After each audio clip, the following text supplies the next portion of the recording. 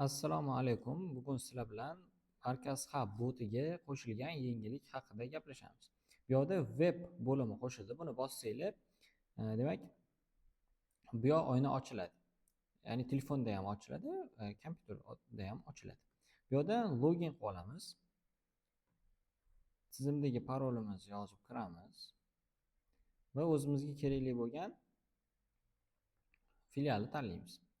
Bu yoqda agarda o'qituvchi bo'lsak, o'qituvchi uchun maxsus, agarda admin bo'ladigan bo'lsa, admin uchun maxsus oyna ochiladi. Bu yoqda guruhlarimizni bemalol boshqarishimiz mumkin bo'ladi. Ya'ni o'qituvchi o'zi kirib, bemalol guruhlarni boshqara oladi. Bitta guruhga kirib, bu guruh haqidagi ma'lumotni ko'radi. Bu yoqda hali talaba qo'shilmagan ekan. Qaytamiz. Bu yoqda talaba qo'shilganmi? Ha, qo'shilibdi.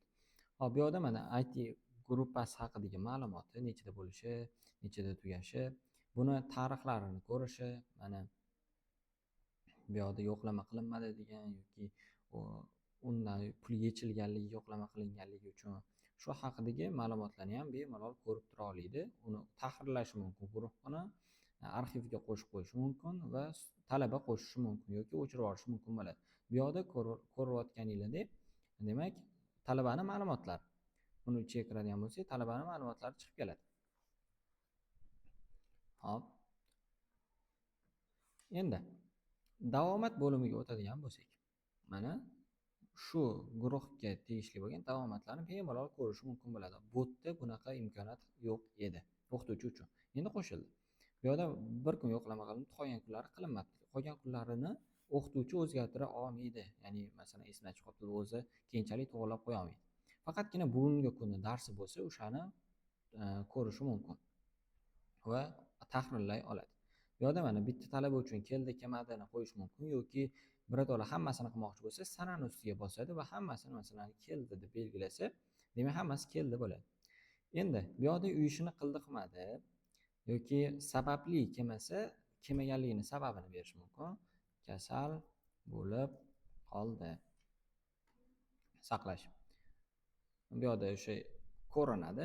Keyin masalan guruhda o'quvchi qanday qatnashganligini berib qo'yishimiz mumkin bo'ladi. Shuni informatsiyasini berib qo'yishimiz mumkin. Masalan, to'rga qildida yaxshi qatnashdi deb saqlab qo'yishimiz mumkin bo'ladi.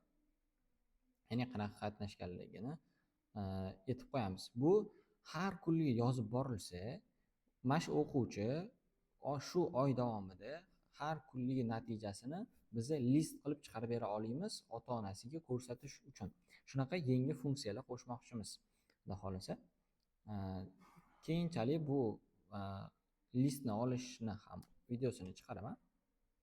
Hop, yo'qlamani qildi, hammasi chotki bo'ldi va yana qanaqa nimalar qo'shilganligini ko'rib o'tamiz.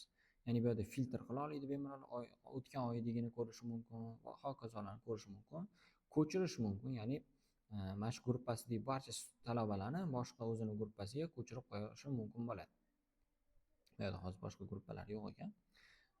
Va bu yerda uni o'zgartirishi mumkin, gruppasini o'chirib tashlashi mumkin va hokazolar. Undan keyin sozlamalar bo'limida o'zi haqidagi ma'lumotlarni ko'rish mumkin va tahrirlashi mumkin bo'ladi. Bu yerda xavfsizlik bo'limida parolini o'zgartirish mumkin bo'ladi. Eski parolini kiritadi va yangi parollarini qo'yib saqlab qo'ysa, uni paroli o'zgargan bo'ladi. Va bu yerda dizaynni o'zgartirish mumkin bo'ladi. Masalan, gorizontalga qo'yib qo'ysak, bu yerda gorizontalga, standartiga qo'yib qo'ysak, bu yerda standartiga ko'rinib turadi. Va bu yerda tilini o'zgartirish mumkin. Ruscha, o'zbekcha qilib, inglizcha qilib qo'yishi mumkin bo'ladi. Hop, hozircha bizda shular edi. Keyingi darslarda ko'rishguncha.